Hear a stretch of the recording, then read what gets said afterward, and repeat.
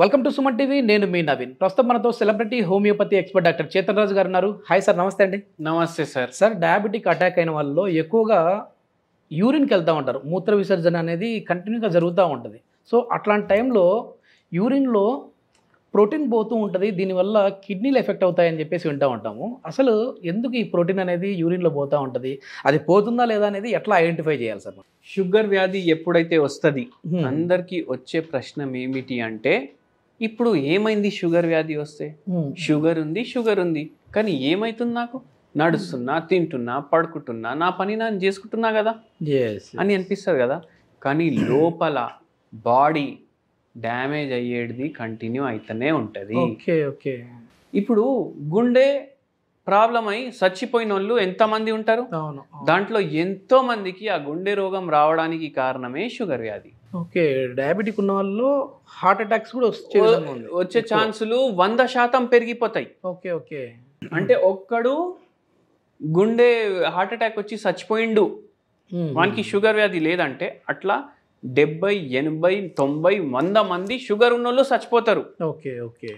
అయితే ఓన్లీ గుండె ఒకటి కాదు, లివర్ ఖరాబ్ అవుతుంది, మన ఇంటెస్టైన్లు ఖరాబ్ అవుతాయి, మన బొక్కలు ఖరాబ్ అవుతాయి, అదే విధానంలో కిడ్నీలు కూడా ఖరాబ్ అవుతాయి.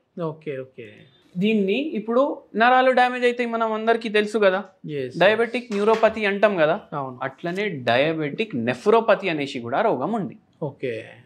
మన దగ్గరకు వస్తే మనం షుగర్ వ్యాధినే రివర్స్ చేస్తాం హోమియోపతిలో.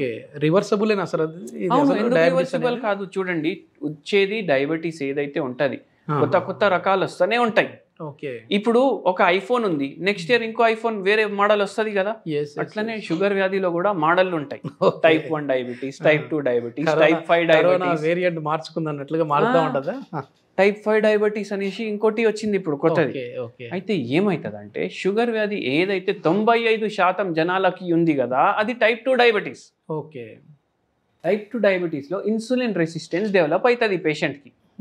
ఇన్సులిన్ రెసిస్టెన్స్ అంటే ఏంది? ఇన్సులిన్ ఉంది బాడీలో, అందరు లేదని అనుకుంటారు, కానీ బాడీ దాన్ని వాడుకోవట్లేదు, యూటిలైజ్ చేసుకోవట్లేదు. అట్లా అది టైప్ 2 డయాబెటీస్. ఏమవుతుంది అంటే, మనం మందులు ఇవ్వడం వల్ల మళ్ళీ ఇన్సులిన్ రెసిస్టెన్స్ బాడీలో తగ్గుతుంది అండ్ ఇన్సులిన్ వాడుడు స్టార్ట్ చేస్తుంది బాడీ. దాంతో షుగర్ వ్యాధి మళ్ళీ రివర్స్ అవుతుంది. కానీ ఇంకోటి నేను చెప్తా, మనం మందులు ఇస్తాము, పేషెంట్ ఓన్లీ మందులు వాడడం వల్ల ఏ రోగం తగ్గదు. పేషెంట్ కొన్ని ఫాలో అవ్వాలి.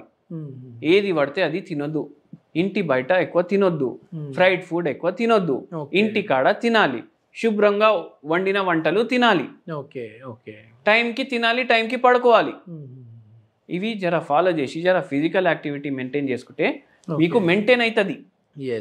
మన మందుల ద్వారా రివర్స్ అవుతుంది. ఇప్పుడు మనము స్టార్టింగ్ క్వశ్చన్ అడిగినట్లుగా, అంటే మూత్రంలో మనకి ప్రోటీన్ పోతుంది అనేది ఏమైనా సిమ్టమ్స్ ఎట్లా తెలుసుకోవచ్చు? సిమ్టమ్స్ ఎట్లా తెలుసుకోవాలంటే, అసలు ప్రోటీన్ ఎందుకు పోతుంది అది తెలుసుకోవాలి ఫస్ట్. మీరు 2nd క్లాస్లో ఉన్నప్పుడు, 3rd క్లాస్లో ఉన్నప్పుడు గుర్తింపకలు కొన్ని ఉంటాయి కదా మీకు, అప్పుడు మీరు గుర్తు తెచ్చుకోండి. మీ ఇంట్లో ఒక యంత్రం ఉంటుండే, ఆ యంత్రం ఏంది అంటే ఫిల్టర్. ఇప్పుడు ఎవరిదైనా ఇంట్లో ఉంటాయా? లేవు, అందరి ఇంట్లో యూవి ఫిల్టర్, ఆరో అవి ఉంటాయి. ఒక రామా ఫిల్టర్ ఉంటుండే, దాంట్లో క్యాండిల్ ఉంటుండే, ఎంత మట్టి కలిపేసి పైన నీళ్లు వస్తే కింద క్లీన్ వాటర్ వస్తుండే, అవునా కాదా? మన కిడ్నీలు ఏవైతే ఉన్నాయి కదా, ఎన్ని ఉంటాయి? 2. ఆ ఫిల్టర్ లో క్యాండిల్ ఎన్ని ఉంటాయి? 2 ఉంటాయి, అవునా కాదా? ఆ క్యాండిల్ మన కిడ్నీ అని అనుకోండి మీరు. అయితే మన కిడ్నీ ఏం చేస్తుంది అంటే ఫిల్టరేషన్ చేస్తుంది. ఆ క్యాండిల్ పనిచేస్తుంది కదా ఫిల్టరేషన్, మన కిడ్నీ కూడా అట్లా ఫిల్టరేషన్ చేస్తుంది. దీంట్లో గ్లామరులై అనేసి ఉంటాయి, అవి ఫిల్టర్ చేస్తాయి అన్నమాట. అయితే షుగర్ వ్యాధి వల్ల ఇవి డ్యామేజ్ అవుతాయి. దాంతో సిరం క్రియాటినిన్ పెరుగుతుంది. మళ్ళా దాంతో పాటు ఏమవుతుంది అంటే ప్రోటీన్ యూరియా కూడా స్టార్ట్ అవుతుంది కొందరికి. మళ్ళీ చూడండి మీరు, షుగర్ కూడా ఉంటుంది, బీపీ కూడా ఉంటుంది. వాళ్లకు ఇంకా కిడ్నీ డ్యామేజ్ అవ్వడం ఇంకా తొందరగా అయిపోతుంది. మూత్రంలో షుగర్ వెళ్ళడం, మూత్రంలో ప్రోటీన్ వెళ్ళడం, అట్లా చాలా మందిలో మనం చూస్తాము. అయితే ఇది ఎట్లా గుర్తు తెచ్చుకోవాలి అంటే, అరికాలల్లో ఉబ్బడం. అరిచేతుల్లో ఉబ్బరం. ఇప్పుడు నా చేతులు చూడండి, నా ఫింగర్స్ నార్మల్ ఉన్నాయి, అవును ఉబ్బిపోతాయి ఒక్కొక్కసారి. ఫేస్ మీద ఉబ్బుడు. అవును, నీరు పట్టింది అని. ఇప్పుడు బెలూన్ ఉంది, దాంట్లో గాలి ఊదితే అది ఎట్లా బల్జ్ అయిపోతుంది. ఫేస్ బల్జ్ అయిపోవడం, ఫింగర్లు బల్జ్ అయిపోవడం, కాళ్ళు బల్జ్ అయిపోవడం, ఒక హెవీనెస్ వచ్చేస్తుంది బాడీలో. ఎందుకంటే కిడ్నీ ఏం చేస్తుంది, మొత్తం నీళ్లు బయటికి పంపిస్తలేదు, ఏదైతే పోవాలి బయటికి, మళ్ళీ దాంతో పాటు ప్రోటీన్లు కూడా బయటికి పంపిస్తుంది. అవునా కదా? అయితే ఇది ఎందుకు అవుతుంది, ఇంత మూత్రం కూడా వస్తుంది కదా, మళ్ళీ అయినా ఎందుకు ఉబ్బుతున్నాయి? ఎందుకు అంటే ఏదైతే షుగర్ వ్యాధి బాడీలో వచ్చింది, మన కిడ్నీలకి నరాలు సిగ్నల్ పంపిస్తాయి. అరే షుగర్ ఉంది ఎక్కువ, కిడ్నీ కూడా రియలైజ్ చేసుకుంటది, అరే షుగర్ వస్తుంది బాగా రక్తంలో, దీన్ని బయటికి పంపించాలి అనేసి. ఎందుకు? లేకపోతే కిడ్నీలే కాదు, అన్ని ఆర్గన్లు ఖరాబ్ అవుతాయి కదా. ఎక్కువ షుగర్ ని బయటికి పంపించడానికి కిడ్నీ ఫిల్టరేషన్ ఫాస్ట్ అయిపోతుంది. అందుకే డయాలసిస్ వరకు కూడా వెళ్తారు, ఈ క్రియాటిన్ లెవెల్స్ పెరుగుతూ ఉంటాయి. కిడ్నీ ఇప్పుడు రోజుకి మూత్రం 4 సార్లు రావాలనుకోండి, 20 సార్లు 30 సార్లు వస్తుందా? అంటే కిడ్నీ ఫాస్ట్ గా పనిచేస్తుంది. 100 ఏళ్ళు ఉండే కిడ్నీ లైఫ్ టైం తగ్గిపోతుంది కదా. ఇప్పుడు బండి కిలోమీటర్లు ఉంటది, 4 లక్షలకి ఖరాబ్ అవ్వాలి ఇంజన్. టాక్సీ బండి రోజు 300-500 కిలోమీటర్లు తిరుగుతుంది, 3-4 ఏళ్ళ ఖరాబ్ అవుతుంది. అదే ఇంటికి సపరేట్ బండి అంటే రోజుకి 20 కిలోమీటర్లే తిరుగుతుంది, 10 ఏళ్ళు కూడా ఉంటది. అవునా కదా? ఇది కూడా అట్లనే.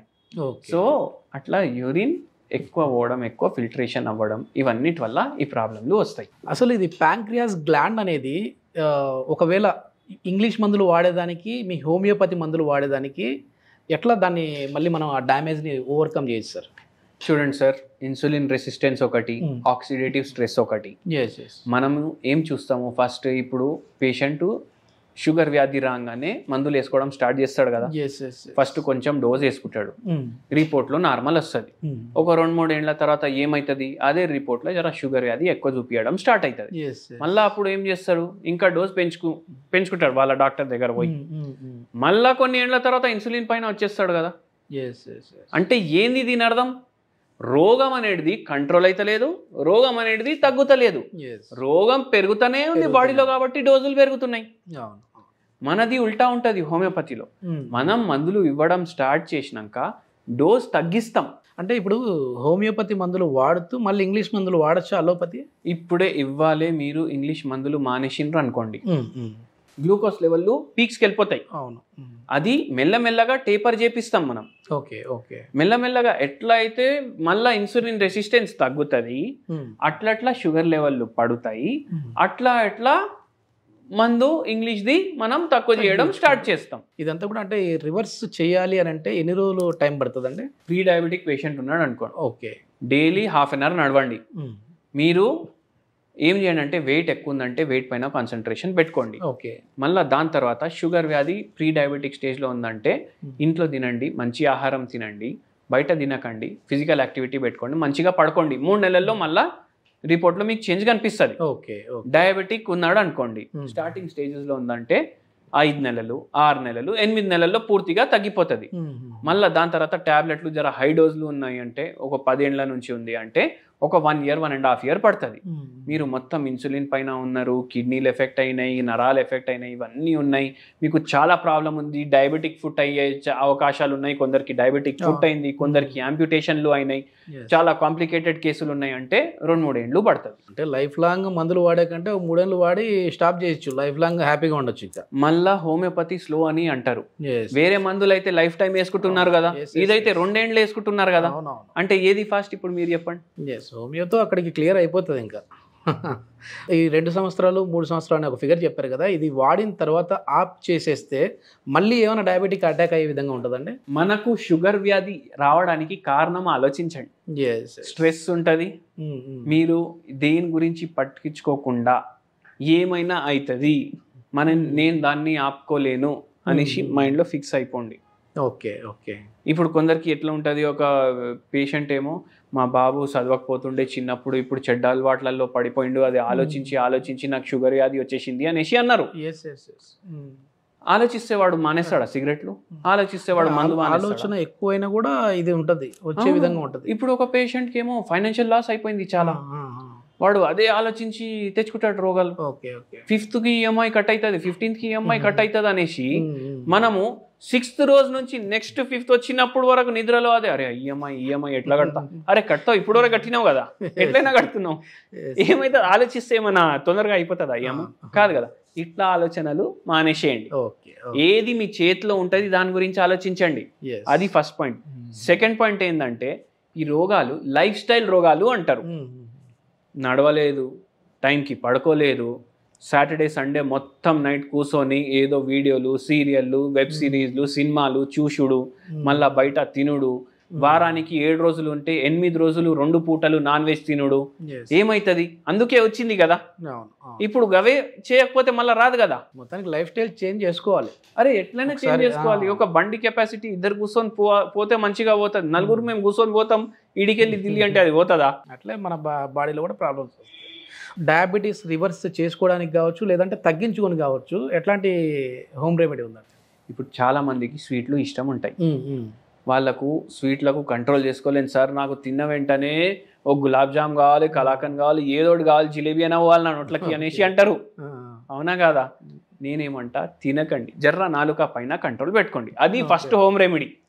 సెకండ్ హోమ్ రెమెడీ ఏంటంటే, ఇప్పుడు చాయ్లో 3-4 చెంచాలు నేను చక్కెర వేసుకుంటా, లేకపోతే నడవదు. ఒక 20-50 గోళీలు ఎక్కువ ఇవ్వండి డాక్టర్ గారు, కానీ నాకు ఫరక్ రాదు, అట్లా కూడా నడవదు. మీరు దానికి బదులు ఏం చేయొచ్చు అంటే స్టీవియా ఉంటుంది. స్టీవియాలో క్యాలరీలు తక్కువ ఉంటాయి. ఇది చెట్లకెళ్ళే తీస్తారు, ఇది వేసుకోండి. అక్కడ జర షుగర్ పోవుడు తక్కువ అవుతుంది కదా. అది ఒక పని చేయండి. మళ్ళా ఇంకో పని ఏం చేయండి అంటే, మీరు డైలీ పసుపు ఉంటుంది కదా, గోరువెచ్చని నీళ్ళలో పసుపు 2 చిటికెడుగులు వేసుకోండి. మళ్ళా దాంట్లో ఒక ఇలైచీ దంచుకొని వేసుకోండి, కలుపుకోండి, తాగండి. యాంటీ ఆక్సిడెంట్స్ ఉంటాయి పసుపులో, యాంటీ ఇన్ఫ్లమేటరీ ప్రాపర్టీస్ ఉంటాయి. ఇవి ఏం చేస్తాయంటే ఇన్ఫ్లమేషన్ ఏది అయితే వస్తుంది కదా బాడీలో, అది జర తగ్గించడానికి హెల్ప్ చేస్తుంది. ఓకే చాలా మంచి ఇన్ఫర్మేషన్ సార్. ఇది మొత్తం మీద ఏంటంటే డయాబెటిక్ ఉన్న వాళ్ళు ఒకవేళ వాళ్ళు రివర్స్ చేసుకోవాలి అని అనుకుంటే చేతన్ రాజు గారి కాంటాక్ట్ నెంబర్ ప్రొవైడ్ చేస్తా ఉన్నాం. మీరు నేరుగా సార్తో మాట్లాడచ్చు. మన వీడియో చూసి కాల్ చేసిన వరకు అయితే కన్సల్టేషన్ ఫీ అయితే ఉండదు. Thank you sir.